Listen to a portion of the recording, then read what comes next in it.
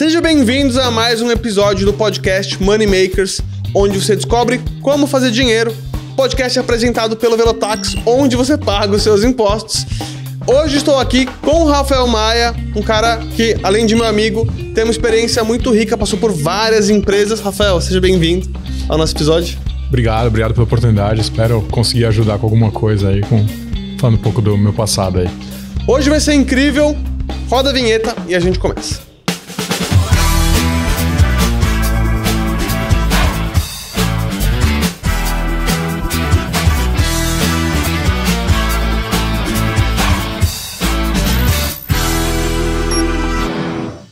No episódio de hoje, temos aqui o Rafael Maia, um cara que teve uma carreira brilhante, passou por várias empresas que todo mundo conhece.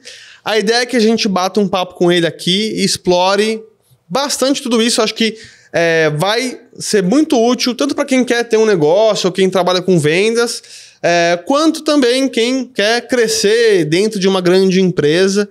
Então, Rafael, para a gente começar, queria que você contasse um pouco aí sobre... Você é um cara de marketing e vendas.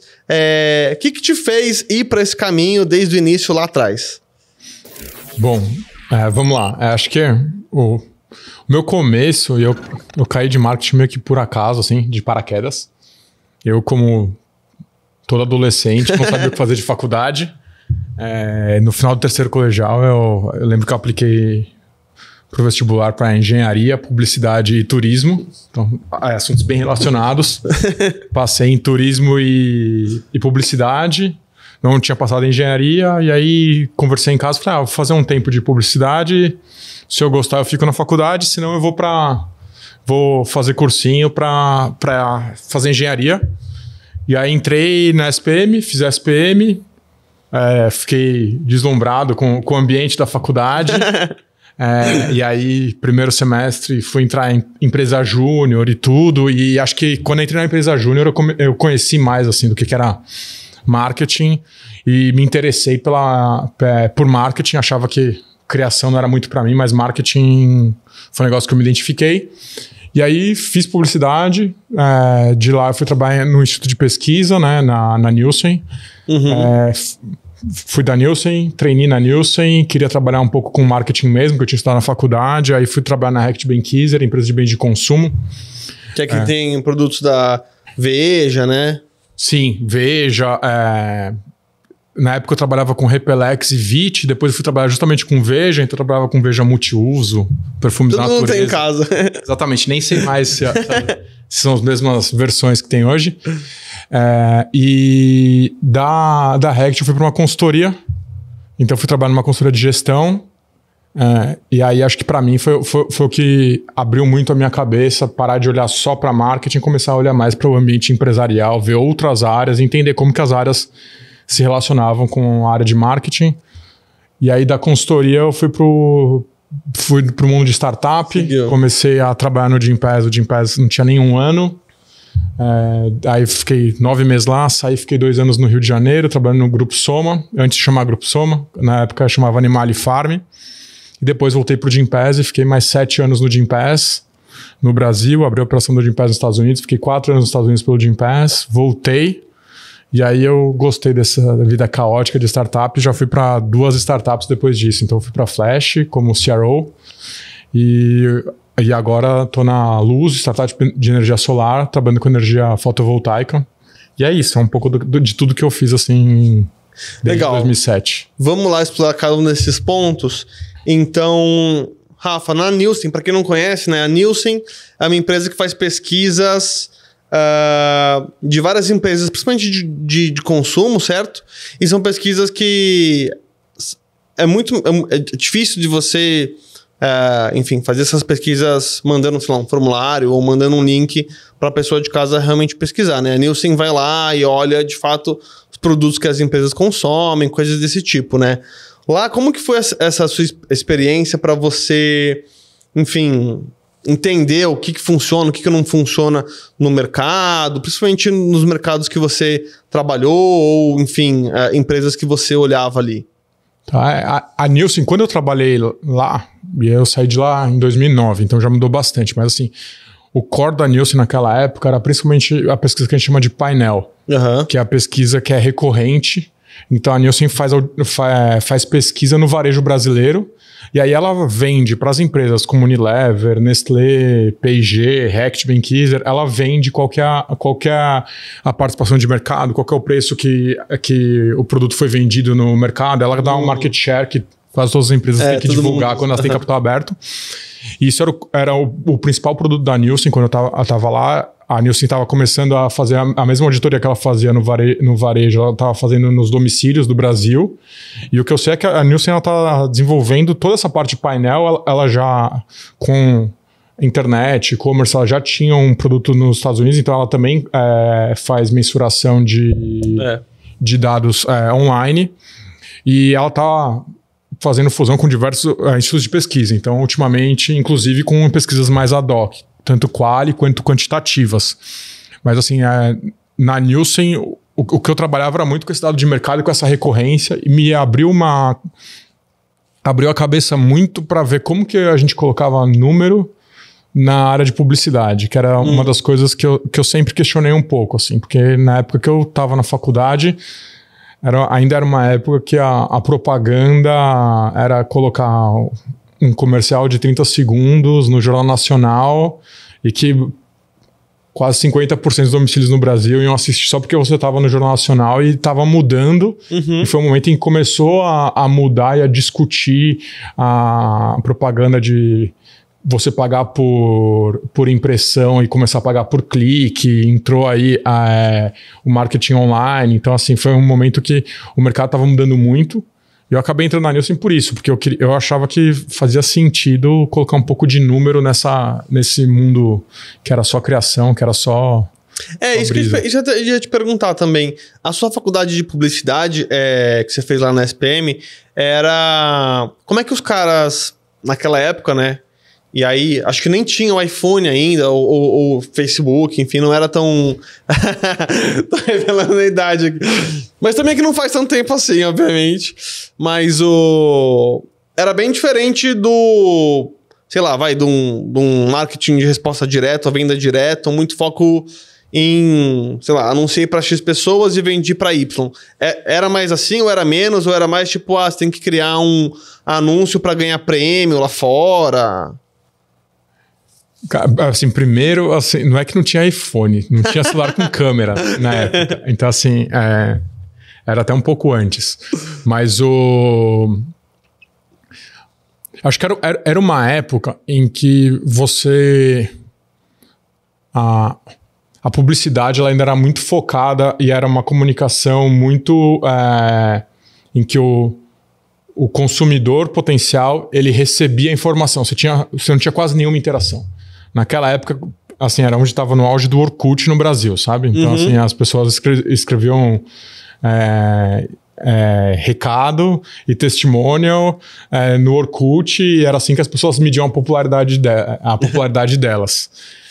Então, o que eu acho é que naquela época a publicidade e a comunicação marca com o usuário era uma comunicação muito de mão única. Então você não tinha a mão dupla que hoje a rede social colocou. Então a marca deixa de ser algo que está num pedestal e ela começa a se comunicar com o consumidor. Assim. Acho que hoje a gente vê a força que as próprias marcas têm dentro das redes sociais. Então, acho que mudou muito a maneira como as marcas começaram a interagir com o consumidor desde aquela época. Então, assim, eu me formei em 2007, né? Então, assim, se não me engano, Google começou a vender no Brasil anúncio em 2010, 2011. Então, assim, faz bastante tempo e acho que era bem diferente. É legal que da época que você começou para agora, você pegou toda essa fase, né?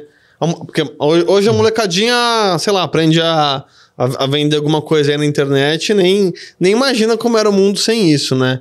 E na época lá da Nielsen, você conseguiu... Porque é uma coisa que eu sempre fico pensando aqui, até, enfim, como fazer publicidade aqui no Velotaxi e tudo mais, é como que você aloca o capital pensando em, preciso trazer coisas que me tragam mais cliente agora de, tipo, preciso fazer investimento em marca que é mais a longo prazo, que não necessariamente ele vai trazer mais retorno já, mas que eu tô montando uma construção. Quando você estava na Nielsen, era principalmente as grandes empresas, né? Não tinha, investir R$50 por dia no Google ou Facebook, né? Sim, não, acho que era bem diferente, assim, mas o que eu... E aí, mais do que falar da Nielsen, acho que falar um pouco... eu, pessoalmente, eu questiono o investimento em publicidade imediatista de hoje. Eu acho que cada vez mais a gente está investindo em publicidade só pensando em growth, só pensando no curto prazo, e as marcas, as startups, elas acabam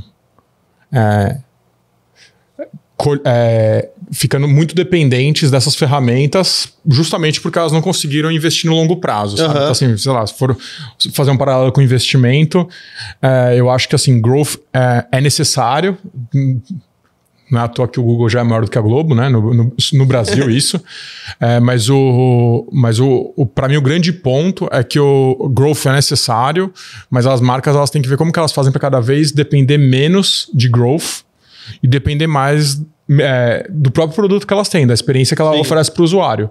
O produto ser bom para ela não precisar... Exatamente. E para mim, esse é o grande investimento a longo prazo, que eu acho que muitas vezes as marcas pecam, porque elas estão olhando para o próximo quarto, para o final do ano, e aí você acaba entrando nesse loop. Acho que quando você fala disso, uma das coisas que eu acho bem interessante, que hoje parece que foi sorte, mas que foi um investimento com consistência, é o caso do Nubank. Então, se for ver quando o Nubank foi fazer a IPO, eles sempre falaram sobre mais do que investir em growth, investir na experiência que eles davam para o usuário deles, e hoje não sei, tem que ver como está o ranking, mas é possível que ele valha mais como marca do que o Itaú, que é o maior banco de varejo. E você, até pegando esse caso do Nubank, que é super interessante, todo mundo acaba citando, mas da mesma forma que é bastante interessante, ninguém conseguiu replicar, isso que é verdade. E eles conseguiram realmente ter clientes mais apaixonados pela marca, enfim. Acho que o Nubank é o único banco que tem aquele cliente que realmente vai lá e defende o banco do que, sei lá, eu sou cliente do XYZ e ok, mas se tiver um outro banco oferecendo algo mais interessante, eu tô mais propenso a mudar. Como é que você acha que eles conseguiram construir isso na prática? Você acha que foi essencialmente pensar na experiência do cliente? Foi também, sei lá, investir em marca de alguma forma diferente? Como, enfim, quem se formou em publicidade, trabalhou bastante tempo nisso, o que você acha que foi, sei lá, o X da questão lá que eles conseguiram ter esse sucesso e que outras marcas acabam talvez não fazendo ou pecando, que não conseguem ter o mesmo resultado? Vitor, a meu ver, é a experiência de usuário. Então, assim, para mim, se eu tiver uma experiência de usuário que ela é melhor do que o que ele tem hoje, esse usuário tende a defender o produto, sabe? Esse usuário, ele tende a recomendar. Então, assim, acho que o Nubank é legal de falar, porque começou no Brasil, né? Mas, assim, pessoalmente, tem um outro aplicativo que eu lembro que eu falava para todo mundo sobre ele, que foi quando eu descobri o Waze. Para mim, o aplicativo mais genial que foi inventado foi o Waze, porque ele te dava tempo, né? E a maneira como ele pegava e falava assim, não, em vez de demorar 40 minutos para fazer um trajeto, você vai demorar 30 minutos para fazer um trajeto. E a maneira como eu vejo isso é porque eu vejo a velocidade que todos os usuários do aplicativo estão utilizando. Era algo que, antes disso, você via as empresas de GPS discutindo sobre como fazer a melhor integração com a CET para ter a informação das vias, e o aplicativo pegou a informação do usuário para... Eles foram muito mais inteligentes. Exatamente, para mostrar isso para o usuário. E é o que eu falo, para mim, é o aplicativo mais genial que eu já vi, porque ele dava tempo, que é o recurso mais escasso que a gente tem. Inclusive, o livro do Waze, eu acho que é um baita livro. Como é que chama o livro? Se apaixone pelo problema e não pela solução. E é muito do que ele fala. Já temos uma recomendação, hein? Antecipou as perguntas aqui. Legal. Eu sou bem Caxias com o livro, então assim, e para mim esse é um livro que eu acho que é bem interessante isso, sabe? E volta para a história de experiência do usuário. Na hora que o usuário entende o que ele ganha com isso, acho que o Nubank, ele conseguiu ter usuários que são no lovers, não sei como que eles chamam, mas porque eles respeitavam o usuário no começo, num setor que eles focaram em usuários não bancarizados, oferecer o primeiro cartão para esse usuário e apostar que ele ia ter um lifetime value bom para a marca e que ele ia agregar para ela. Então, assim, eu sou fã do case do Nubank. Eu acho que tem diversas marcas que conseguiram criar experiências que tornaram elas únicas. Acho que o Nubank é um, o Waze é outro. Acho que tem um monte de marca que a gente pode falar. Mas eu acho que isso é branding, é um investimento de branding, é aquele negócio que parece que é sorte, sabe? Lembro quando eu morei... Parece que é sorte, sim. Quando eu morei nos Estados Unidos, eu lembro que era uma época que os números de varejo da Apple eram recorde de venda por metro quadrado.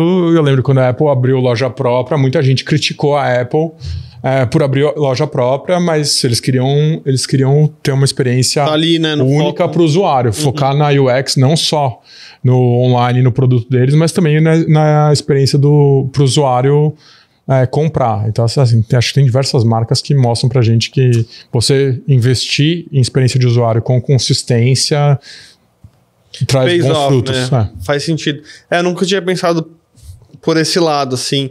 E até... Então vamos lá. Acho que um negócio legal que você tá trazendo aqui é investir na marca seria mais investir na experiência do próprio cliente do que ficar investindo no seu anúncio aparecer para a pessoa certa ou a maior frequência possível. Óbvio que tem as duas coisas, mas você diz faz mais sentido, ele dá melhores frutos. Se óbvio, o cliente que você traz, ele é bem atendido e ele vai querer falar para todo mundo. Putz, Vitor, eu acredito que sim. Tá? Eu sou muito fã de experiência de usuário como diferencial, sabe? Eu acho que no momento em que o cliente gosta de você, ele entende quando você tem um problema, é mais fácil de você construir uma marca e de você avaliar. Assim, Acho que o grande ponto o mais difícil de você fazer é que o usuário goste de você. Então, você deu o exemplo de mercado financeiro, né? Todos os bancos oferecem as mesmas condições. O cliente ele vai tomar um empréstimo. O cliente ele vai tomar um empréstimo mais barato. Mas, putz, se o cliente tem uma experiência com esse banco e ele entende que no caso de uma necessidade vai ser mais fácil dele renegociar com esse banco ou que vai ser mais fácil para ele conseguir o empréstimo dessa maneira do que com outro banco, não só eu acho que o cliente tende a pesar isso, como ele tende a escolher pela experiência que ele vai ter com a instituição financeira. Eu acho que eu tinha um chefe na Rect que falava que desconto é marketing de preguiçoso.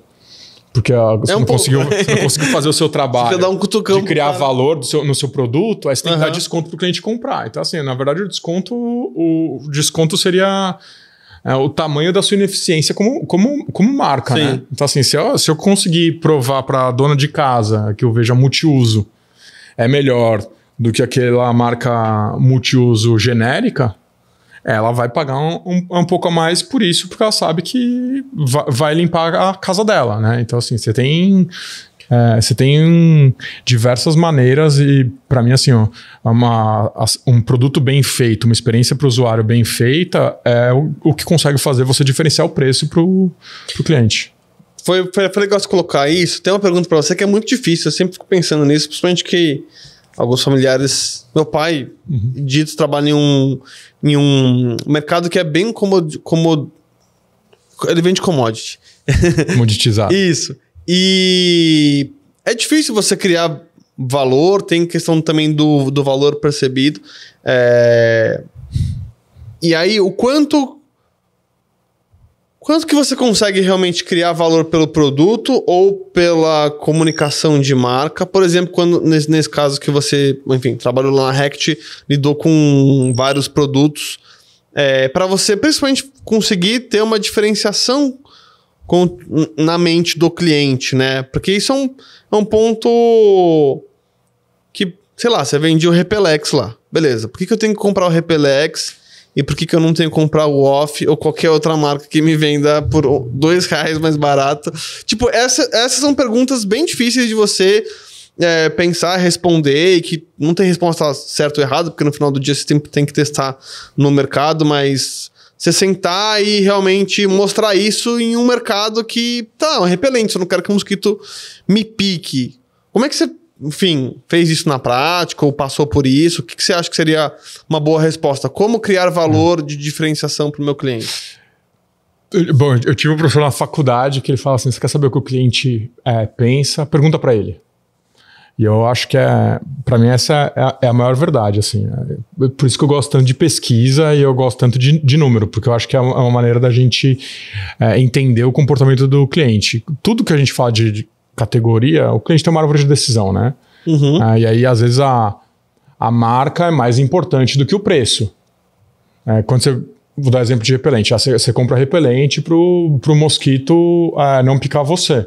Então, se você tiver uma marca que passe uma credibilidade para o cliente, ele provavelmente está disposto a pagar mais por isso. Então, você deu o exemplo de Repelex e Off, mas assim, num momento crítico, se o cliente encontrar, sei lá, Repelex e uma receita de citronela que a minha mãe fez em casa, pode ser que funcione, mas o cliente está disposto a pagar para ver? Então, acho que quando a gente fala em marca, eu acho que o objetivo da marca é você, primeiro, criar valor, né? E aí a maneira de você identificar, ou do cliente identificar, não, peraí, eu conheço Repelex, exatamente. Né? E aí o que acontece é, talvez o cliente conheça mais do que uma marca e ele vai colocar 2 ou 3 marcas na árvore de decisão dele e aí ele fala assim, não, dentro dessas três eu vou pegar o mais barato. Mas eu acho que a gente tem indústrias e indústrias, né? Então eu acho que é muito diferente. Se é o caso do seu pai, que trabalha com commodity. Aí eu acho que tem um outro ponto. Existem indústrias de receita e tem indústrias de custo. Uhum. Quando você trabalha com commodity, é muito mais difícil você diferenciar produto. Assim como é muito mais difícil você conseguir mexer em preço. Porque se o mercado regula o seu preço, se você estiver falando de carvão, por exemplo, a menos que você tenha um carvão diferente, um carvão mais eficiente, é muito difícil você conseguir mexer. E aí para mim, são indústrias de custo. Essas indústrias, elas têm que focar em eficiência operacional para conseguir ser uma indústria lucrativa e ganhar mercado versus concorrentes delas. Uhum. Quando você fala, por exemplo, em bem de consumo, é uma indústria de receita. Então, a margem do produto, ela acaba sendo super alta. Acho que um exemplo mais fácil da gente visualizar é farmacêutica. Depois que o remédio foi feito, a margem dele é muito alta para a farmacêutica, mas ela teve todo o investimento de pesquisa e desenvolvimento para ela conseguir chegar no remédio. Mas é uma indústria lucrativa, não é à toa que... O Ozempic está vendendo. Exatamente, Novo Nordisk que é a marca mais valiosa da Europa, né? Graças ao Ozempic.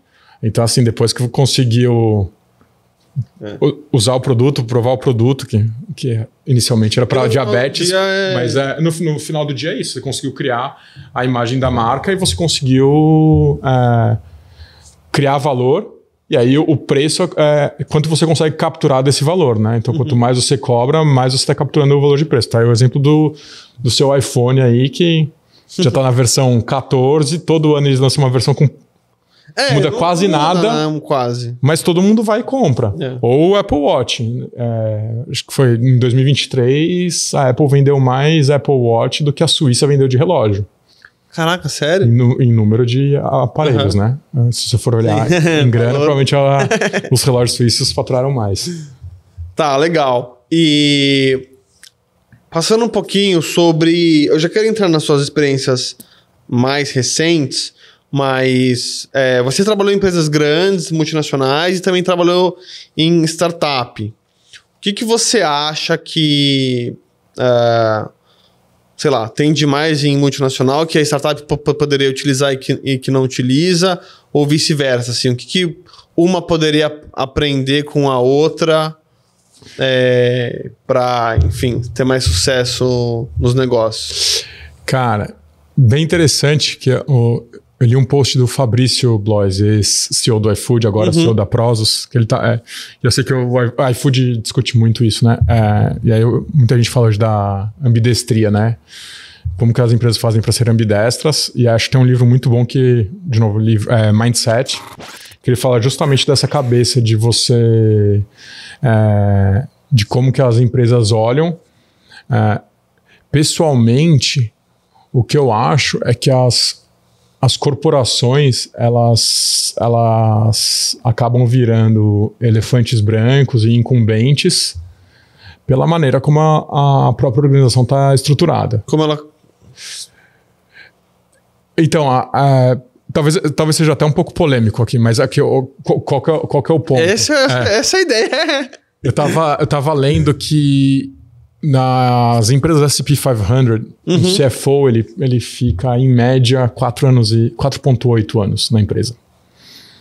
Aí pensa que você é o CFO de uma empresa multibilionária, você sentou naquela cadeira e você tem que fazer um investimento super grande que vai impactar no seu resultado nos próximos 3 anos, para quem sabe, no 4º ano, você ter um produto lucrativo que vai substituir o seu produto principal, que é a sua vaca leiteira hoje.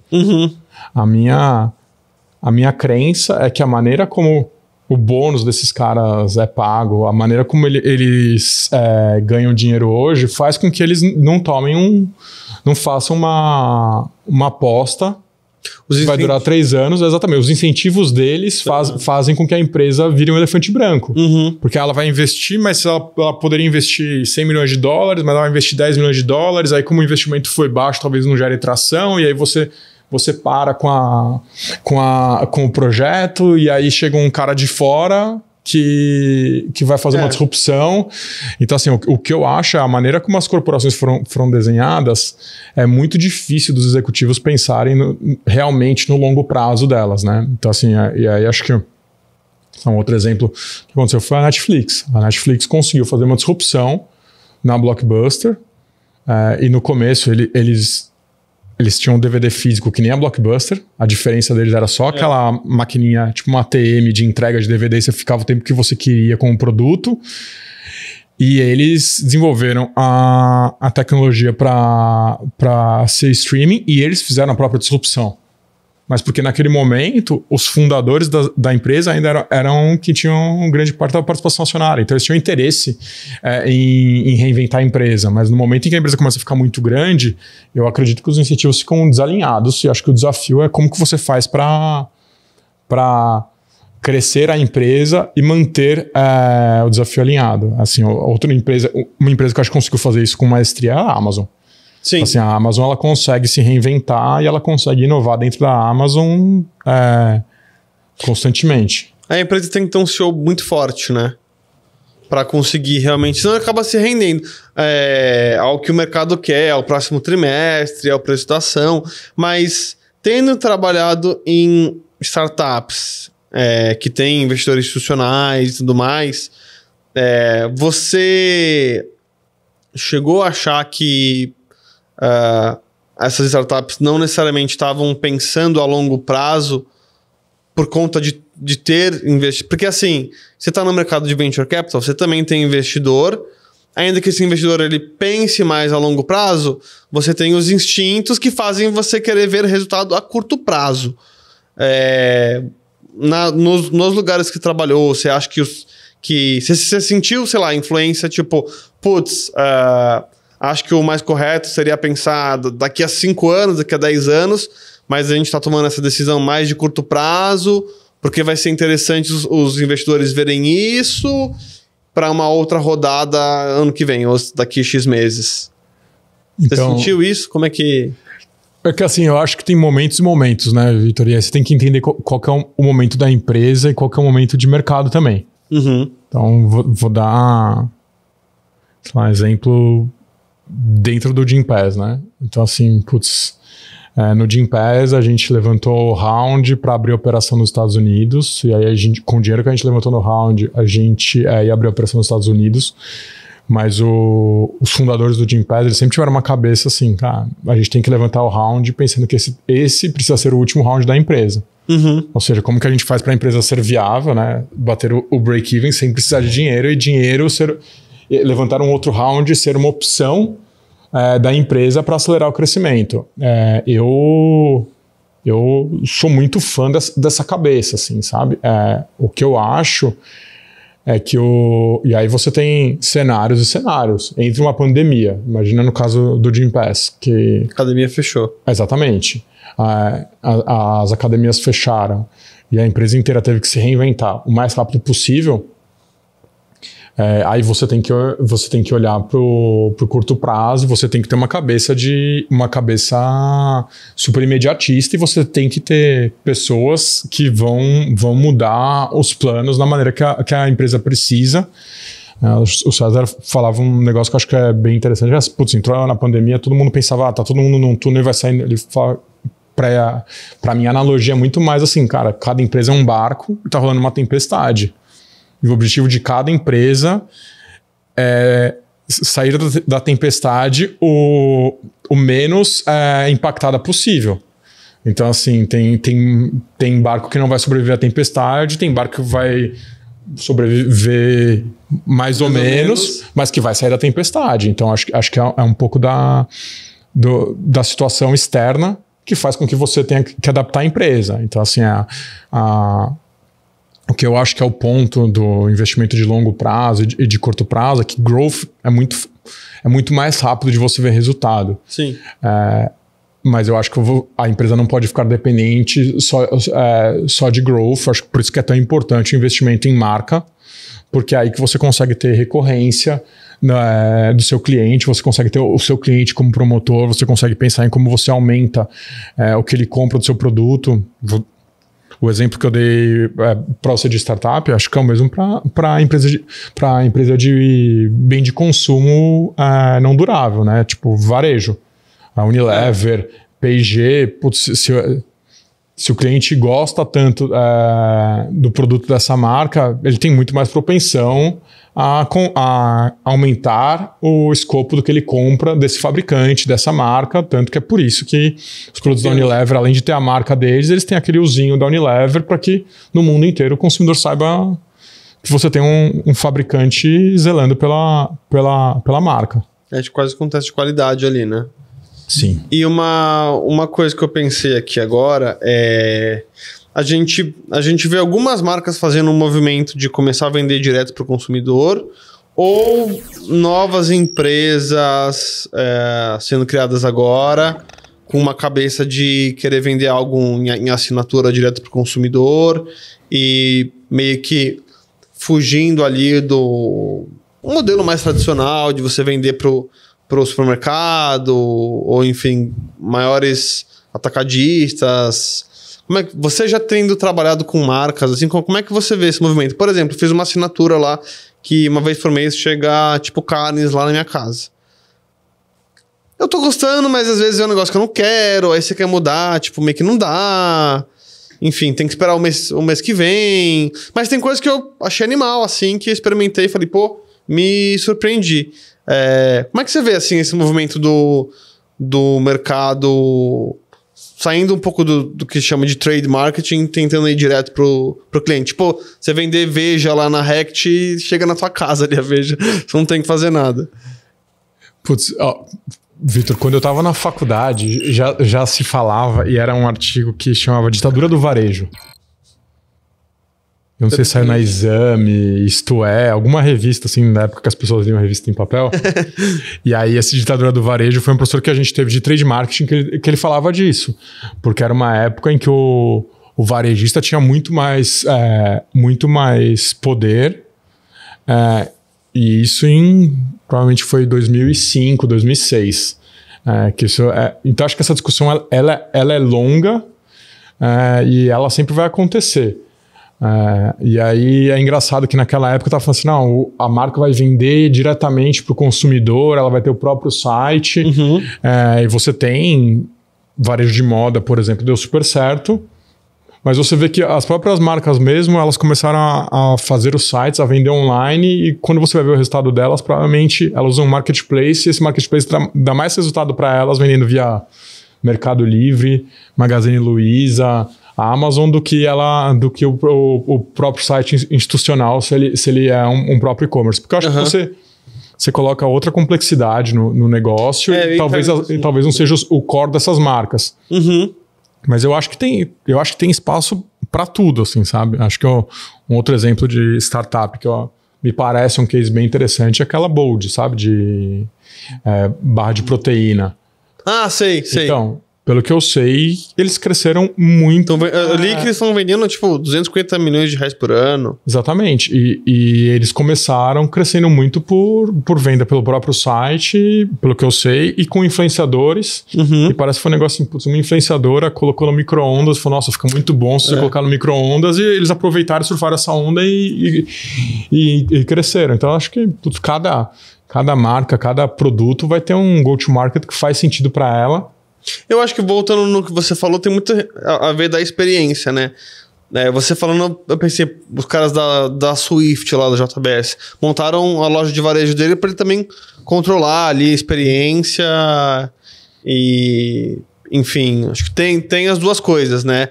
E você já trabalhou lá no Grupo Soma, que eu não chamava Grupo Soma, você falou que era Animale Farm. Na época, tinha só a loja da Animale e da Farm? Ou tinham já outras marcas envolvidas também? Não, na época eram 5 ou 6 marcas. Era Farm e Fábula.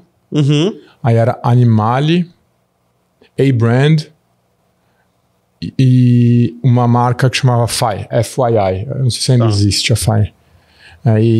E aí, quando eu tava lá, a gente fechou o negócio com a Foxton. Tá bom. Foi a primeira marca masculina que... do grupo Soma, mas então eram 6 marcas e a gente estava começando a fazer a junção e os ganhos operacionais de você ter mais marcas no portfólio. Estava começando a criar essa tese do Grupo Soma. E aí eu acabei conhecendo o Grupo Soma porque quando eu estava na consultoria eu fiz um projeto, justamente o projeto de fusão da Animale com a Farm, quando eles realmente quando fizeram a fusão da Animale com a Farm no Rio de Janeiro. Eles estavam começando a criar um modelo de vamos criar um hub aqui, trazer marcas e trazer estilos diferentes, estilistas diferentes para a gente juntar essa curadoria de estilistas brasileiros, porque pode dar bom. É muita marca, né? E aí... como é que, pra quem não conhece, né, que homens estão assistindo, talvez vocês não conheçam essas marcas, mas são as marcas mais famosas aqui do Brasil, né? Eu até tava ouvindo, aliás, um podcast com o fundador da Farm, se eu não me engano, ele falou que eles vendem hoje 2 bi de real por ano, bastante coisa. Marcelo Bastos. É esse cara mesmo. Marcelo, um dia eu vou te chamar aqui, Marcelo. E aí... Esse mercado de varejo de moda, ele é bastante complexo, né? Tem a questão das coleções, mas ao mesmo tempo, principalmente para quem é mulher, é muito natural. Tipo, vou abrir um negócio, vou abrir uma loja, vou vender alguma coisa online. Como é que faz, assim? Porque em termos de, né? Por exemplo, o Grupo Soma tem várias marcas. Faz sentido realmente ter todas essas marcas para comunicar com um público diferente ou ocasiões diferentes? Quanto que isso na cadeia? Tem a questão toda do fluxo de caixa também para você, enfim, ter o produto ou fabricar o produto, essa dinâmica assim. E as coleções, né? Porque se uma coleção dá errado, o que você faz? Desconto e queima estoque. Então, o mercado de moda, assim, chamar de mercado premium, né? Porque não é luxo, mas é um mercado premium. Ele é um mercado de fluxo de caixa negativo. Tá. Então é o que você falou, é difícil. Eu lembro quando eu estava lá no grupo, um dos primeiros projetos que eu fiz lá era justamente para a gente mapear qual era toda a cadeia, desde a criação de uma coleção até o produto chegar na loja. E tudo que era matéria-prima importada, você pagava pela matéria-prima antes dela entrar no navio. Você já pagava à vista? Sim, principalmente assim, Mas é que tá, naquela época, sim, o grupo cresceu muito, né? Então, na época, o grupo inteiro faturava 1 bi. Acho que agora, que o Marcelo falou, só a Farm fatura 2. Mas o... Mas agora, aí, nesse se caso... eu for colocar Arezzo, o grupo Arezzo, agora chama Asas, né? Não é nem mais Grupo Soma. eles mudaram o nome, não sabia. Asas 2154. Mas eles compravam, tipo, o tecido e aí faziam tudo aqui? Ou tinham fornecedores lá fora que já faziam tudo? Então, muito era feito aqui, né? Então, assim, você comprava, quase sempre você comprava matéria-prima lá fora, aí você tinha uma estampa... você já estampava lá fora, mas aí a malha chegava... ia para um centro de distribuição, ia para um local para cortar o tecido, depois voltava para o centro de distribuição, você fazia o controle de qualidade, mandava para uma costureira que ia costurar o produto, aí o produto chegava, você fazia de novo um controle de qualidade e aí você ia distribuir para as lojas. E além de tudo, é o que você falou, ainda tem a coleção. Então você precisava casar tudo, porque a coleção ela tem toda uma história. Uma das coisas que eu aprendi lá, que que eu nunca vou entender isso, mas que faz sentido, que a coleção ela tem toda uma história. E aí o time de estilo, ele vai colocando a história na loja junto para que a coleção inteira combine. Então eu lembro quando eu estava lá no Grupo Soma, a Animale lançou uma coleção que era a Rota da Seda. Então, assim, uma estilista responsável por toda a parte criativa da coleção, fez a Rota da Seda e foi pegando referências, e aí as cores que entravam, porque a coleção dura 3 meses, mas na prática a loja era abastecida a cada 2, 3 semanas. Com as cores, com as estampas, com as referências que a estilista queria trazer. Você ficava juntando tudo isso em operações para mandar junto para a loja ter uma harmonia e ter uma experiência boa para cliente, assim. É bem complexo mesmo. E tem que ter uma baita previsibilidade, né? Porque se alguma coisa der errado no meio do caminho... Sim, não, e dá, né? Então esse ponto. Mas, por exemplo, hoje lá, a gente tá aqui em julho, o pessoal lá do Grupo Soma hoje deve estar pensando no quê? Na coleção do ano que vem de verão, no final do ano, ou eles já estão pensando, sei lá, 12 meses na frente, por causa que a cadeia é longa? Como é que funciona mais ou menos assim, essa lance de previsibilidade, né? Então... Talvez tenha diminuído muito esse tempo, porque eu saí de lá faz 12 anos. Mas assim, provavelmente o time de estilo focado em criação, que é quem vai dar o conceito da próxima coleção, provavelmente eles já sabem qual que é o conceito da coleção que vai lançar em julho do ano que vem. Entendi. Então eles estão pelo menos 1 ano na frente.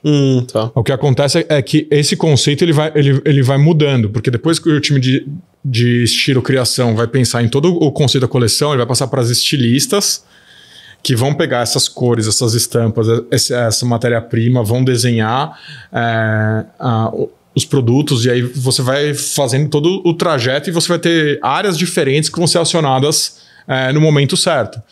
Então... E uma pessoa, por exemplo, que hoje tem uma loja multimarcas, ele compra do produtor lá, da confecção, com quanto tempo de antecedência, mais ou menos? Então, quando eu tava no Grupo Soma, era mais ou menos 3, 4 meses antes de chegar na loja, a gente chamava de atacado, né? Esse cliente multimarca, ele ia para um showroom da Farm ou da Animale, ele via a coleção e aí ele fazia o pedido do que ele queria comprar, do que ele queria colocar ali no showroom. Entendi. No showroom ele pedia para colocar na loja dele. Esse cara também, daí tem que ter o feeling ali, e aí vai da experiência do cliente de novo, né? De ter o feeling lá do cliente do que mulher tem muito isso quando vende as coisas, né? Mas tipo, a cliente gosta mais assim, o assado, ou acho que isso aqui vai dar certo, aí ele escolhe ali e põe na marca, né? Não, eu acho que tem isso, tem uma questão também de no momento em que vai lançar a coleção, a estilista explicar qual que é a lógica por trás dos produtos, acaba tendo uma localização do próprio dono da loja, que ele sabe, putz, ó, esse produto vende bem aqui, ou esse produto não vende bem, o que eu... E aí a gente acaba falando muito de mulher, porque quando você pega, sei lá, o mercado de moda, o feminino no Brasil é muito maior do que o masculino, né? Acho que quando eu tava, não sei se mudou, mas quando eu tava no Grupo Soma, acho que o único país no mundo que era diferente, isso era na Itália, que o mercado de moda masculino na Itália era maior do que o feminino, não sei como é hoje, mas era acho que o único país no mundo em que moda masculina era maior do que feminina. Mas hoje eu acredito que no Brasil continua sendo muito maior moda feminina versus a moda masculina. Mas você tem diversas particularidades de cada uma das lojas, do que funciona, do que não funciona. Também volta para a história assim, do seu produto. Então, se o seu produto é premium, você também não pode produzir 8.000 vestidos de couro, por mais que vai vender tudo. Porque tem um fator escassez do seu produto, sabe? Existe uma questão assim, putz, você vai numa festa, você não quer ver 3 outras pessoas com o mesmo vestido que você. Então tem um monte de fatores que a própria marca tinha que olhar, tinha que pensar e tinha que olhar pra frente e entender do consumidor dela. Entendi. Essa é uma coisa que eu não tinha pensado, mas faz sentido. Agora, mudando um pouquinho aí de empresa que você trabalhou, você, quando estava no Gympass, você foi para os Estados Unidos para abrir a operação do Gympass lá nos Estados Unidos, do zero, certo? Foi. Conta melhor pra gente como é que foi essa experiência aí de... e você acha que é um dos poucos casos que eu conheço, que foi o intraempreendedor, né? Então você estava dentro da empresa... E foi empreender realmente na empresa. Então, como é que foi isso? Ainda mais nos Estados Unidos, né? Conta um pouco pra gente lá as aventuras, as dificuldades, aprendizados. Como é que foi lançar o Gympass lá nos Estados Unidos? Cara, foi bem legal, assim. Olhando pra trás, você acaba esquecendo um pouco dos perrengues, mas, cara, foi muito bom. O que aconteceu foi, na primeira passagem que eu tive no Gympass, foi quando a gente pivotou o modelo de B2C para B2B. E aí o Gympass foi para o B2B. Aí depois, quando eu voltei, o Gympass estava num momento em que ele estava abrindo a operação fora do Brasil. Então ele tinha acabado de abrir a operação no México e estava abrindo na Espanha. Aí uns 6 meses depois que eu estava no Brasil, o Gympass começou a abrir a operação na Itália, Reino Unido. E aí, na época, eu falava muito com o César que eu queria abrir a operação do Gympass nos Estados Unidos. E aí a gente, quando a gente provou que dava para fazer o que a gente fazia no Brasil, no México, e depois na Europa, a gente conseguiu levantar um round de investimento e levantou dinheiro para ir para os Estados Unidos. E aí o Gympass começou a operação nos Estados Unidos no dia 25 de setembro, foi tipo o nosso dia D. Eu lembro disso porque meu filho fez aniversário no dia 26. No dia seguinte, meu filho fez 2 anos. Então foi 25 de setembro de 17. E cara, quando eu cheguei nos Estados Unidos, primeiro foi tipo uma mistura de excitação. E aí, como que a gente faz? Depois, cara, e agora? Como que a gente faz? E foi assim, putz, fui para Houston, a ideia era montar um centro de operações em Houston que pudesse atender todas as costas dos Estados Unidos. Então, são 4 time zones diferentes, né? Então, tem fuso horário. Isso. Então, Houston era 1 hora a menos do que Nova York e 2 horas a mais do que Los Angeles.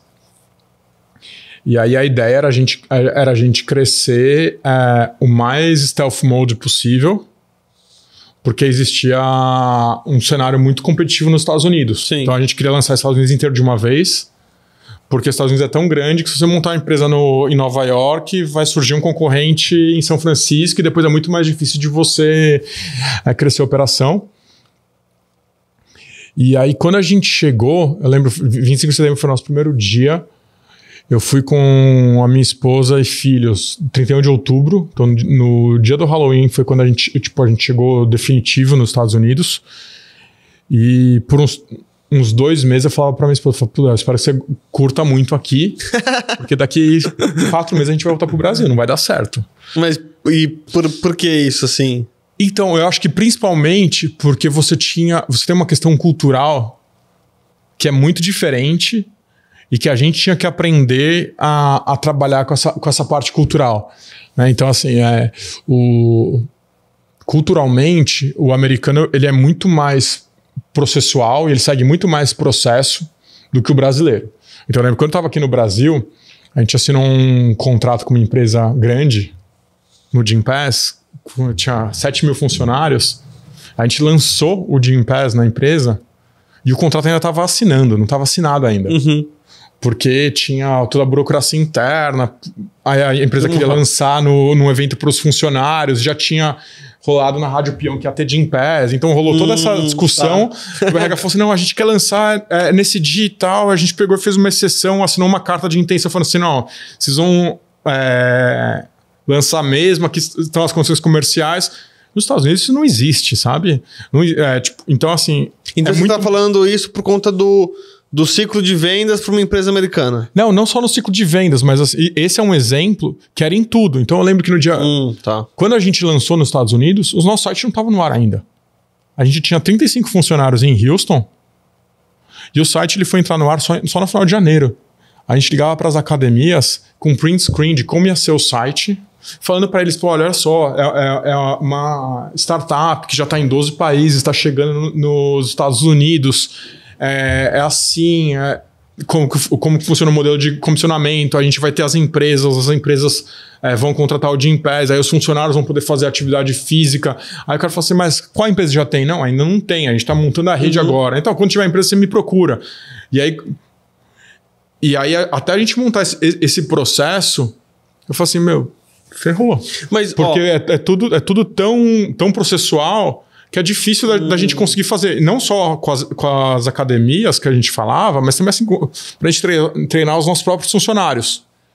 Sim. Só que quando o processo aconteceu e começou a rodar, em 6 meses a gente era mais eficiente do que o Brasil. Ah, que interessante. Então eu acho que, pra mim, nos Estados Unidos, uma das coisas que eu fiquei mais fã é de processo. Porque você começa a ver como que ele realmente dá o retorno. Exatamente. Então, assim, você fala assim, eu não acredito, vai dar errado. Sabe, você treinava, você virava pro time e falava assim, pessoal, olha só, você vira pra academia e você fala A, ele vai te responder B. Você fala C, ele vai te responder D. Aí o cara falou assim, mas o A é minúsculo ou é maiúsculo? Cara, é minúsculo. Mas ele respondeu B maiúsculo. Então responde C maiúsculo. Então, assim, até você conseguir desenhar o processo e azeitar o processo, eu fiquei bem... fiquei com bastante receio de se ia dar certo ou não. Mas quando começou a dar certo, a velocidade com que foi...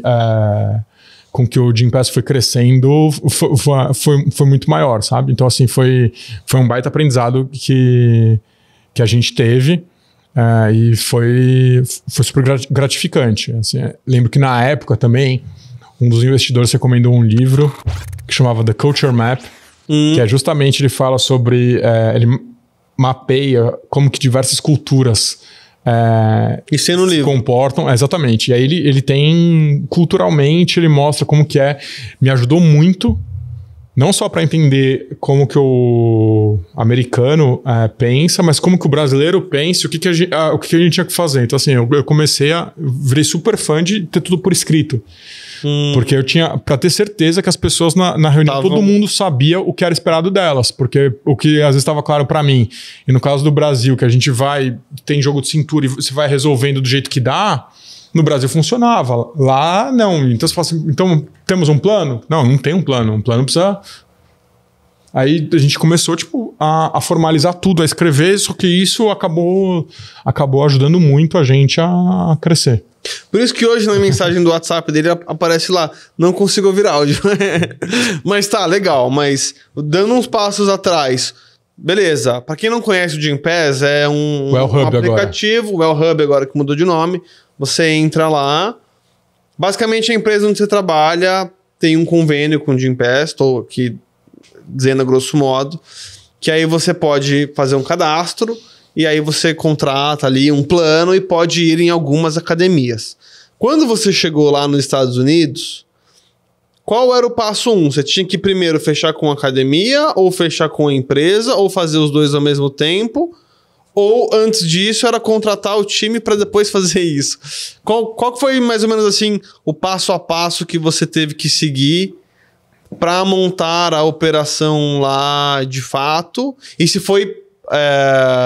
se deu para seguir, como você está dizendo que a cultura é um pouco diferente, se deu para seguir mais ou menos a mesma lógica do que outros países ou não teve que reinventar esse passo a passo inicial também? Não, a lógica ela foi muito parecida. E aí acho que esse foi o lado positivo da gente já ter, no Gympass, a gente ter aberto a operação em outros países. Uhum. Acho que a diferença não é a lógica, é mais a escala. Então a gente precisava fazer numa escala muito mais rápida para não dar tempo de ter concorrência. É diferente você falar... Isso deu certo, né? Deu certo. Mas o que... Acho que o que mudou pra gente foi a escala. E aí, assim, no caso do Gympass, o Wellhub agora, mas no caso do Wellhub, ele é um marketplace que ele tem 3 lados, né? Então ele tem a academia, ele tem a empresa e ele tem o funcionário da empresa que pode usar a rede. Pra gente era mais fácil a gente começar por academia, porque a academia não paga para entrar. E aí você monta uma rede e para você poder falar com a empresa e falar assim, ó, RH da Velotex, nessa região já tem essas academias para os seus funcionários e eles vão poder fazer atividade física nessa região. E aí a gente ia crescendo a nossa rede junto com o que a gente tinha de cliente. Então o nosso primeiro passo era montar a rede de parceiros. E aí depois era falar com as empresas. E aí por último era oferecer para o colaborador. Porque aí começava tendo academias próximas de onde ele trabalhava, que era fácil para a gente saber onde era o headquarter da empresa. Uhum. E depois a gente via com o funcionário e o próprio funcionário falava assim, mas eu quero essa academia de pilates, esse estúdio de pilates perto da minha casa. E aí a gente entrava em contato com o estúdio, mas aí já era muito mais fácil de explicar para ele não só o que a gente fazia, mas de já ter um potencial cliente com interesse naquele estúdio de pilates. Entendi. Tá bom. E faz sentido você fechar ali a rede e aí depois você, obviamente, vender. Beleza. Agora, um negócio super interessante do Gympass, que eu vejo várias empresas querendo copiar o mesmo modelo, mas que na prática não é tão simples assim, né? Você querer vender benefício para a empresa oferecer para os funcionários, né? Como que vocês conseguiram fazer isso de uma forma com tanta maestria, assim? Porque vejo várias empresas por aí, até a gente já tentou aqui fazer parceria do Velotex, vamos fazer parceria com a empresa, aí a empresa vai lá e oferece para o funcionário como benefício, ou só divulga, mas o que na teoria parece muito legal, na prática tem vários desafios, né? O que você acha que foi o que realmente vocês conseguiram... não sei se foi a forma de vender para o RH ou como colocar ali o real benefício para a empresa de um funcionário mais saudável. O que você acha que foi? Cara, putz, Vitor, eu acho difícil de falar, mas eu acho que tem diversos fatores que ajudaram. Assim, primeiro, a gente começou a falar com o RH numa época em que assim, B2B ainda não era muito sexy. Uhum. Então, vender para uma empresa era algo novo e venda B2B, principalmente para RH, era mais novo ainda. Então, assim, o que você tinha de empresa que vendia para a empresa são as grandes empresas de tecnologia. Então, software, e aí falava com finanças, e falava com tecnologia, falava com CEO, mas você tinha poucas empresas que olhavam para o RH como benefício. E aí, o que aconteceu é que a gente começou, e eu lembro que o César falava muito, ele falava assim, não é toda empresa que vai ter Gympass. Mas as melhores empresas vão ter, porque as melhores empresas já estão olhando para isso, para o funcionário. Então a gente olhava muito para a empresa que já tinha convênio com a Bluefit ali na frente, ou que já tinha um programa de atividade física. Sim. Então eu lembro que assim, no Gympass, a Unilever e a P&G entraram muito cedo no Gympass, porque eles já tinham programas globais de qualidade de vida.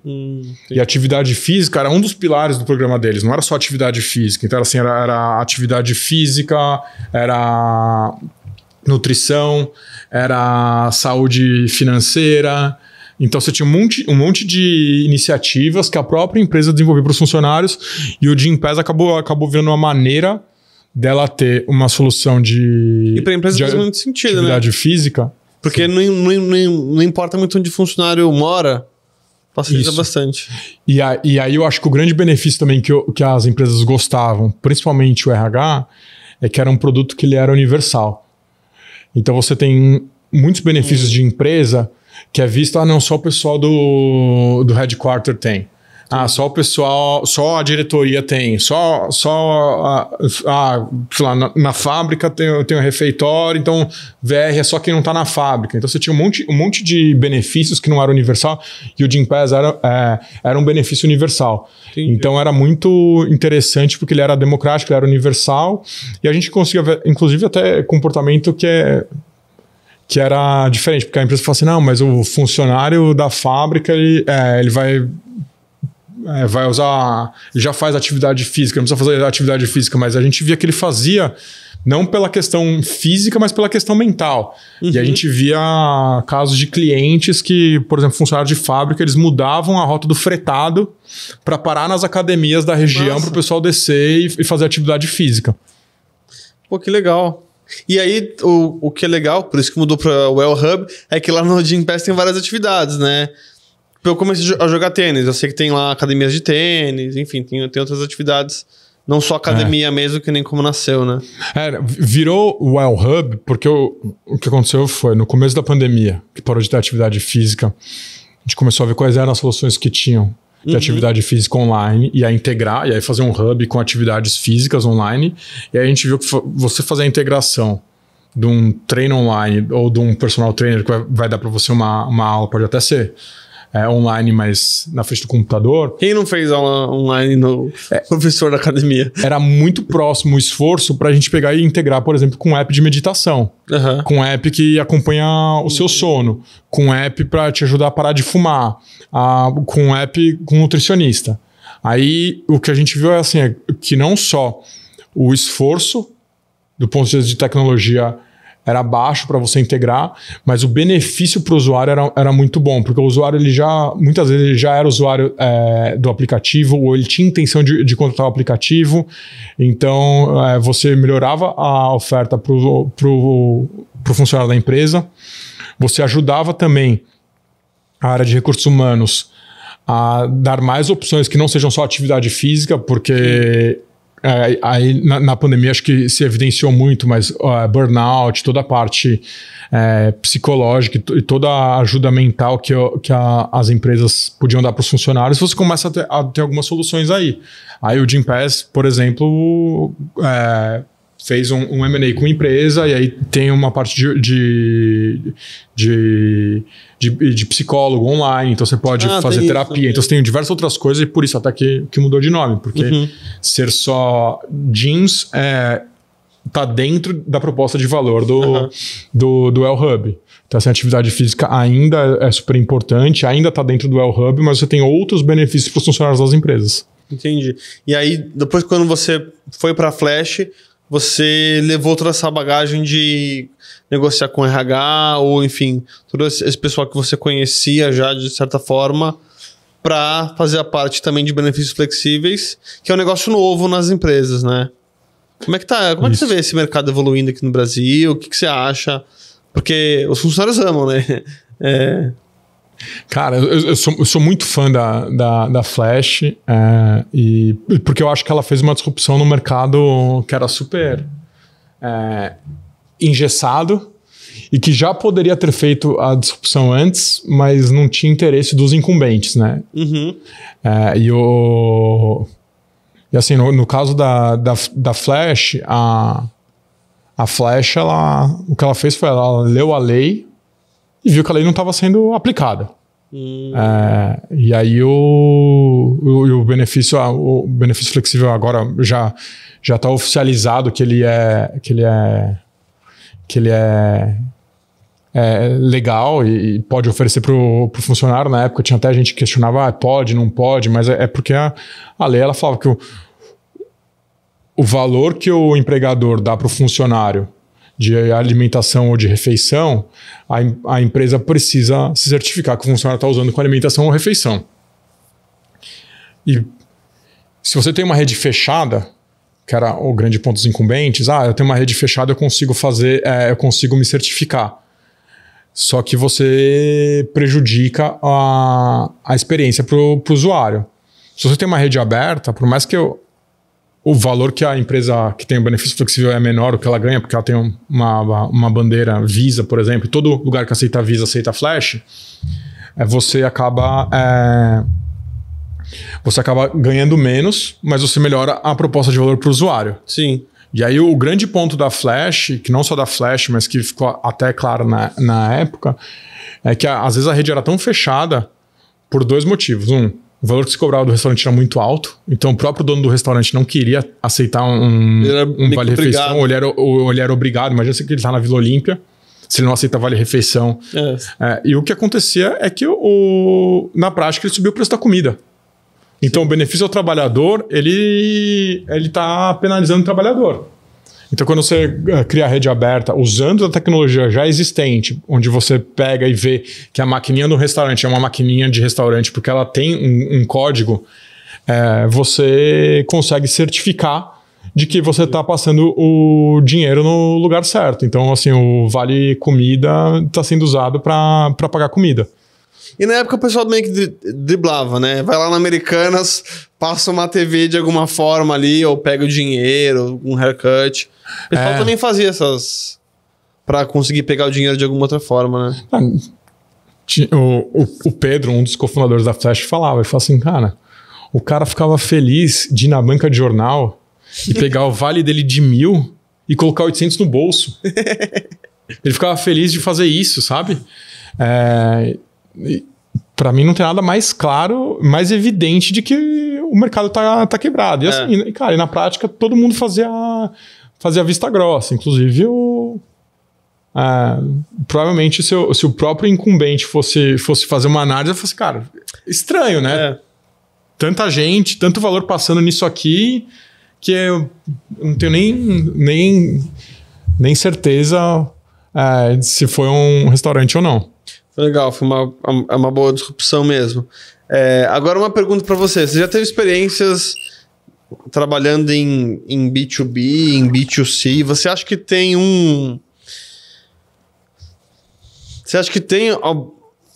Você tem alguma preferência por esses dois? Essa é a primeira pergunta. E a segunda pergunta é, você acha que realmente existe essa divisão? Ou que no final do dia realmente existe a relação que você faz com a pessoa do lado de lá e que isso é o que mais importa no final do dia, seja ele um consumidor que você se comunica de uma forma mais massificada ou em maior quantidade ou não? São algumas perguntas, né? Então, assim, primeiro, se eu tenho preferência em B2B ou B2C, não tenho. Acho que, assim, pessoalmente, a minha preferência é para resolver problema. É isso que eu gosto, é isso que me brilha o olho. E eu acho que, dependendo do B2B, você pode ter o B2B puro, pensa que é, sei lá, um software para uma empresa, um software, um ERP que vai fazer a gestão da contabilidade da empresa. Mas você pode ter, no caso do L-Hub, é um B2B2C, né? Então, por mais que a empresa contrate, o funcionário ele adere ao produto, então você tem que olhar para a experiência tanto do contratante quanto do usuário. E aí eu acho que todo B2B, no final de tudo, você acaba lidando com uma pessoa, né? Então, assim, por mais que seja o comprador, que seja o diretor de RH, que seja o diretor financeiro, você tem uma pessoa do outro lado. Então, assim, acho que independente do que você vende, você entender a dor da pessoa que você está vendendo e como que você faz para resolver o problema dela, o caso que você deu no começo do seu pai, que vende commodity. Tenho certeza que a experiência que o seu pai promove para os clientes dele é o que fazem o cliente voltar. Então ele fala assim, putz, talvez eu pague um pouquinho a mais, só que eu sei que se der uma dor de cabeça, eu posso ligar para o Rubens e ele vai resolver o meu problema. Então, tá, às vezes a maneira que a gente tem, por mais que seja uma compra B2B, pode ser pela experiência que a gente vai passar para o usuário, e sempre tem uma pessoa do outro lado falando com você, comprando, esperando algo dessa transação que você vai resolver uma dor dela. E nesse caso do Gympass, porque vender no B2B2C, é que o Gympass é um pouco diferente, mas beleza, você assinou um contrato com a empresa que tem um monte de funcionário, mas aí você tem que ativar os funcionários. Que também é um outro grande trabalho ali para fazer ali as pessoas realmente utilizarem, porque senão daí a empresa vai falar, não tem ninguém usando aqui, faz mais sentido daí cancelar. Isso também é um outro passo que é difícil, né? Sim, não, cara, é super importante. E você tem a complexidade das empresas, né?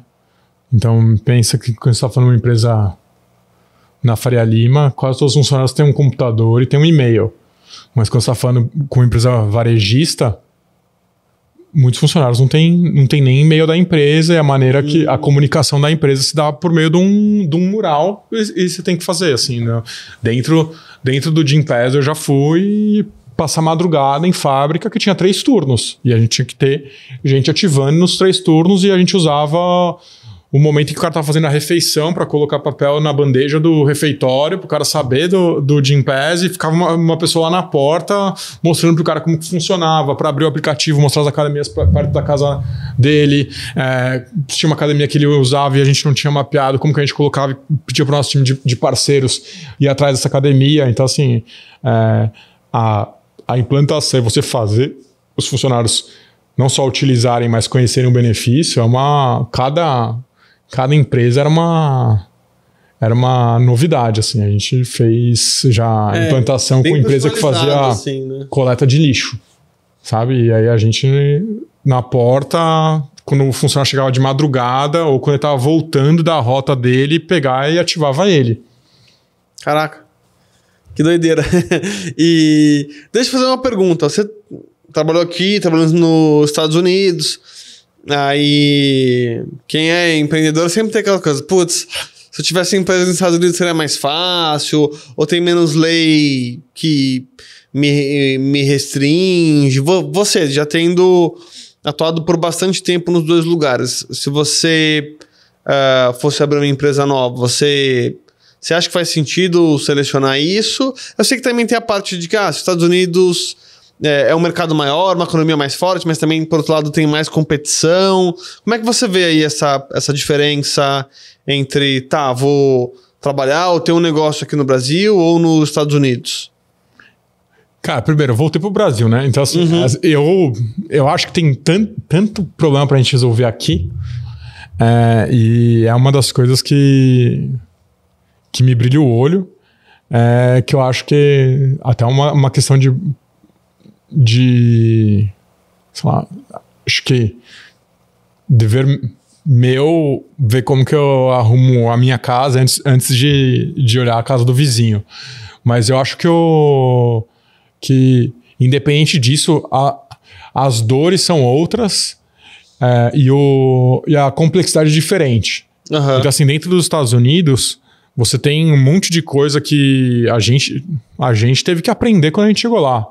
Então, assim, cada estado tem os seus tributos, os seus impostos. Então, não só como pessoa, né? Então, assim, quando eu morava em Houston, o imposto de renda que eu pagava era só o federal, porque Texas e Houston não tem imposto de renda estadual e nem municipal. Em Nova York tem. Imposto de renda tem o federal, 3, né? O estadual e o municipal. Devia abrir lá. Então você tem diversas coisas que você tem que olhar. Tem muita diferença, e o que eu acho que é a grande diferença é que é muito... A gente cresceu aqui, os problemas que a gente vê aqui no Brasil são problemas que a gente vê há 30 anos, né? Quando você muda para lá, muitos problemas que você acha que existem, talvez eles não existam, sabe? Uma das coisas que quando eu cheguei lá, eu falei, nossa, não é possível, mas é o SMS. Nos Estados Unidos se usa muito mais SMS do que no Brasil. Então, se você pensar numa empresa, você tem que considerar essas coisas, e são coisas que podem fazer o seu negócio dar mais certo ou dar menos certo. A sua capacidade de aprender e ver como adaptar pode mudar muito. Qual que é o tipo de tecnologia? Mesma coisa, cheque. Quando eu fui para os Estados Unidos, lá se usava cheque. E eu não tinha nem... Você nem assinava. Exatamente, nem sabia como trabalhar com cheque. Então tem um monte de coisa que é muito diferente no Brasil e nos Estados Unidos. Eu acho que, independente disso, o conhecimento do problema e ver como que você faz para resolver o problema muda muito. E é um pouco do que você falou também. A competição é muito grande, né? Tinha um investidor do Gympass que ele... Uma vez no Brasil, ele estava fazendo uma reunião com a gente, ele falou assim, esses números do Gympass, se vocês estivessem na Europa, o valor de mercado de vocês ia ser 3 vezes maior, com os mesmos números. Só porque você está num ambiente mais competitivo, e se vocês estivessem nos Estados Unidos, ia ser 6 vezes maior. Porque se vocês conseguirem chegar nesses números nos Estados Unidos... Exatamente. Você acha que rola aquele... Você prova muito mais. If you can make it there, you can make it anywhere? Putz, depende do mercado, né? Então, assim, o Gympass, ele conseguiu fazer um negócio que é 90% da empresa, pelo menos, o core é o mesmo, independente do país. E aí o trabalho é muito mais de localização, um pouco de LGPD e leis de proteção aos dados, mas o serviço ele é muito parecido em diferentes geografias. Mas se você estiver falando, por exemplo, do mercado financeiro, talvez seja diferente, porque você tem que entender como que você opera naquele país. Então, assim, mercados regulados vai ser mais difícil você fazer anywhere. Mas um mercado não regulado talvez seja mais fácil. Entendi. E uma coisa, você morou bastante tempo lá nos Estados Unidos. Você acha que esse negócio de achei uma ideia legal aqui, acho que isso vai funcionar no Brasil. Você acha que isso na prática funciona? Muita gente tenta fazer. Você acha que isso na prática funciona ou é mais fácil falar do que fazer? Assim, acho que a gente teve alguns casos aí na história que funcionaram, mas que, sei lá, fui morar nos Estados Unidos, tô aqui há 1 ano, aqui tem um negócio legal, quero levar pro Brasil. Você acha que funciona, não funciona? Depende? Cara, se for olhar historicamente, tem gente que conseguiu fazer isso e deu certo, tá? Teve acho que foi no Brasil Silicon Valley, algum evento assim, que o Kevin Efrusi tava falando. O Kevin ele era partner da Accel quando investiu no Facebook. Fiz alguns para Accel com esse investimento. E aí alguém perguntou e o Kevin foi meio direto e falou assim, cara, por que você precisa procurar um problema de um outro país para colocar no seu? O seu país já não tá cheio de problema para resolver. E eu acho que é muito isso, assim. Eu tendo a pensar e acreditar que tem tanto problema para a gente resolver aqui. Por que a gente vai ficar procurando alguma coisa que dá certo nos Estados Unidos e trazer para o Brasil? Mas, assim, é o que você falou. Tem casos que fazem sentido e que deram certo. Mas eu acho que no final de tudo, eu acho que, assim, tem tanto problema para a gente resolver aqui, a gente não precisa ficar procurando problema no outro lugar e trazer para cá. Então, assim, e era um play bem forte, assim, você tinha fundos que criavam copycats com o objetivo de vender.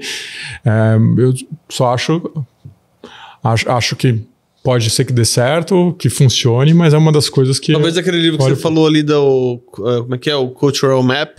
The Culture Map. Ele ajude a responder isso dependendo do negócio. Agora, eu tava vendo um podcast... Aliás, eu vi um trecho de um podcast esses dias, que era um cara que trabalhou no Facebook, era diretor de produto lá e tal, que ele falou que a funcionalidade que eles lançaram, que de longe foi a que deu mais resultado, e trouxe mais usuários, e foi algo, assim, ultra transformador na empresa na época, né? Foi quando eles mudaram a linguagem do site, eu acho que na época era site, para cada país. Então, tipo, por muito tempo rodou aqui no Brasil em português, em inglês. Quando eles perceberam que quando eles mudavam a linguagem, tipo, português aqui no Brasil ou nos outros países, subia, tipo, assustadoramente, assim, tanto o número de usuários quanto a frequência de uso.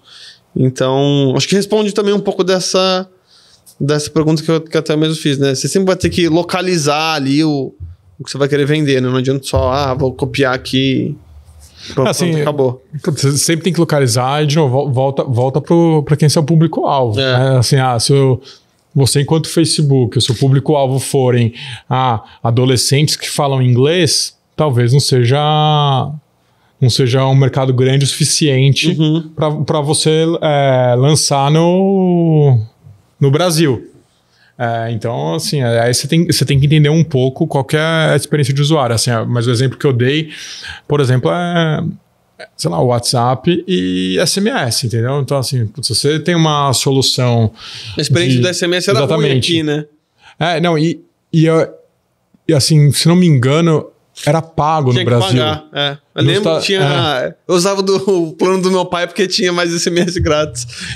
Então, exatamente. Então, assim, isso acabou fazendo com que a hora que você consegue... Na verdade, a gente usava ICQ e depois o MSN. E aí depois, a hora que você consegue pegar o Wi-Fi de qualquer lugar, colocar e mandar mensagem pro WhatsApp, você cresce uma outra ferramenta... E assim, até onde eu sei, o WhatsApp, acho que ele só é muito grande no Brasil e na Índia, né? Então, assim, é um pouco do que você não consegue mudar, e você precisa culturalmente fazer com que o consumidor queira utilizar o produto, o aplicativo. E tem um ponto também do WhatsApp aqui no Brasil, que ele, mesmo, por exemplo... Ele ganha uma escala tão grande. O Telegram muitas vezes tem funcionalidades melhores, ou enfim, que dá para usar mais grupo, que nem agora o WhatsApp lançou grupo com mais pessoas, enfim. O Telegram acaba tendo um produto melhor, na minha opinião, em muitas coisas, mas o WhatsApp já atingiu uma escala muito maior, você não precisa também tanto dos dois. Mas tudo isso que a gente está falando aqui é engraçado, porque quando você está no dia a dia meio que empreendendo, né, lance do problema ou da experiência e tudo mais, você acaba... Tipo, são conceitos e fundamentos que você não prestar muita atenção, você acaba esquecendo um pouco. E aí, enfim, você vai caminhando e aí volta e você acaba esbarrando. Pô, será que eu realmente estou resolvendo o problema do meu cliente da melhor forma? Enfim, dia a dia aí, que acaba fazendo bastante diferença você sempre se perguntar essas coisas. Bom, acho que a gente tá caminhando aqui pro final do nosso papo. Rafa, super obrigado. Pra gente finalizar, repete de novo os 3 livros que você recomendou, e também queria que você deixasse um recado final aí para quem, enfim, quer crescer carreira numa grande empresa, ou para quem quer começar um negócio. O que você acha que é a coisa mais importante que a pessoa tem que se atentar para que ela tenha sucesso? Tá. Então vamos lá. Em relação aos livros, tá? Então eu falei do Mindset, que é um livro de... É aquele que tem tipo, a capa, tipo um cérebro com algumas cores? Acho que é... Eu sou péssimo com nomes, então, mas eu acho que é Carolina Dweck, acho que é o nome da autora.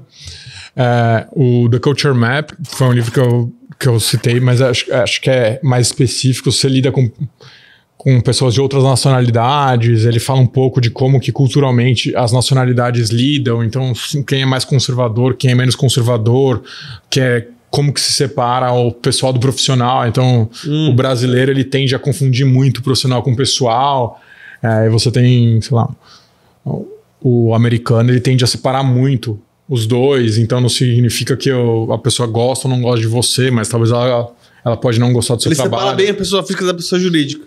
Exatamente. E acho que é interessante. Eu não lembro. E é o terceiro livro que é um pouco da história do Waze. Do Waze, história do Waze. Aí depois eu pego e passo o nome certinho, mas se não me engano se apaixone pelo problema e não pela solução. Tá. E aí ele fala muito sobre a maneira de você entender o problema, e acho que para empreendedor isso é muito importante, assim, essa é uma das coisas que eu acho que uma das coisas que o Gympass soube fazer e que eu achei na época eu não vi tanto valor, e hoje a gente olha para trás e fala, nossa, foi uma baita decisão acertada. Foi como o Gympass pivotou o modelo de B2C para B2B. Numa época que se falava muito pouco de B2B, mas porque a gente viu que, cara, fechou com uma empresa e a receita do Gympass multiplicou por 4 de um mês para o outro, sabe? Então, se a gente conseguir fazer um processo escalável nesse modelo de B2B, tem recorrência de receita e você consegue ir crescendo por aí. Então, assim, tem mérito também de vocês testarem, né? Porque às vezes você está empreendendo ali, você fica meio que dando um murro em ponto de faca e não testa outras formas de distribuir o produto. E acho que uma das coisas que no Gympass eu conversava bastante com outros executivos lá, justamente, cara, até onde stubborn, teimosia e até onde é persistência, né? E aí eu acho que o grande ponto é, enquanto você estiver tentando ter um output, fazendo alguma coisa diferente no caminho, é persistência. Então, eu tenho hipóteses de como que eu vou resolver esse problema, e eu vou testar A, vou testar B, vou testar C, vou testar D. Cara, no momento em que você está fazendo só o C, esperando um resultado diferente, aí para mim é teimosia, e aí é aí que você tá... É importante separar isso mesmo. Aí você precisa parar, e ou você faz de um jeito diferente, ou você para de fazer.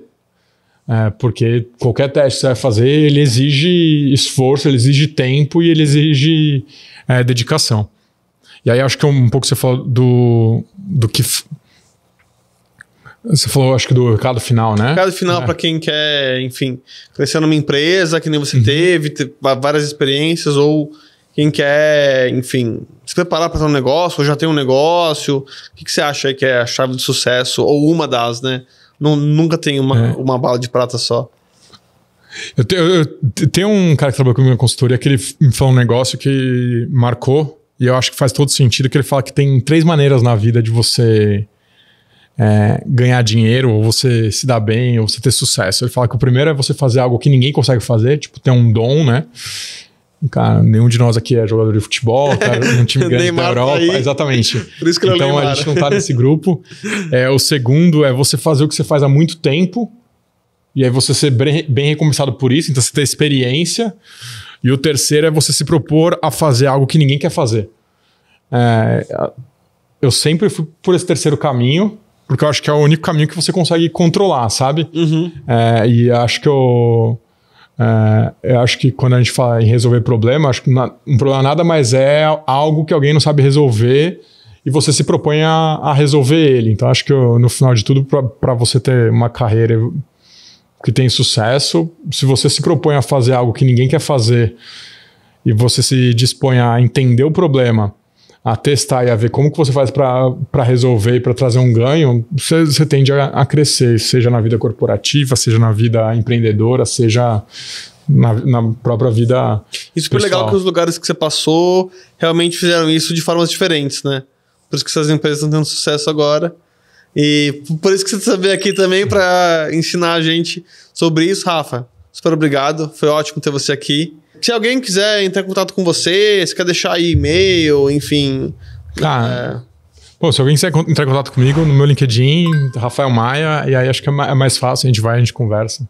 É isso aí, pessoal. Deixe os comentários aqui. Se você tiver também uma sugestão de pessoas pra gente entrevistar aqui, também deixe nos comentários. A gente se vê no próximo episódio. Boa. Valeu. Foi top. Obrigado, Rafa.